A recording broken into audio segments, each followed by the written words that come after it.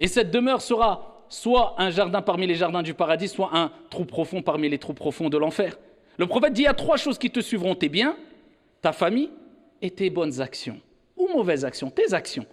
Il dit, 2 retourneront, tes biens, même la porte de chez toi, tu ne la prendras pas avec toi. Même la clé de chez toi, tu ne pourras pas la prendre avec toi.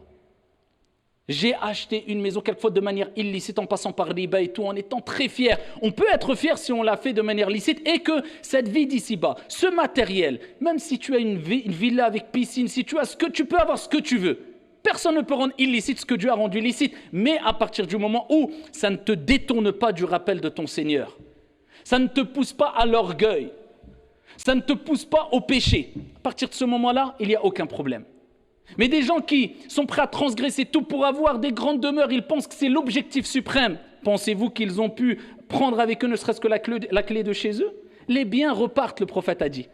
Tout ton argent, tes biens, tu ne prendras rien. C'est tes héritiers, ils vont peut-être se disputer, peut-être même se disputer pour les avoir alors que tu as travaillé toute ta vie pour cela. Combien de milliardaires arrivent à 70 ans, 80 ans, 90 ans, ils sont milliardaires, ils n'ont pas profité du tiers de ce qu'ils ont. Et après, vous voyez que ce n'est pas un objectif suprême ou ce n'est pas un objectif ici unique à atteindre dans cette vie d'ici-bas, c'est simplement un moyen pour pouvoir vivre, s'épanouir si tu veux, mais ton objectif suprême, c'est la demeure de l'au-delà.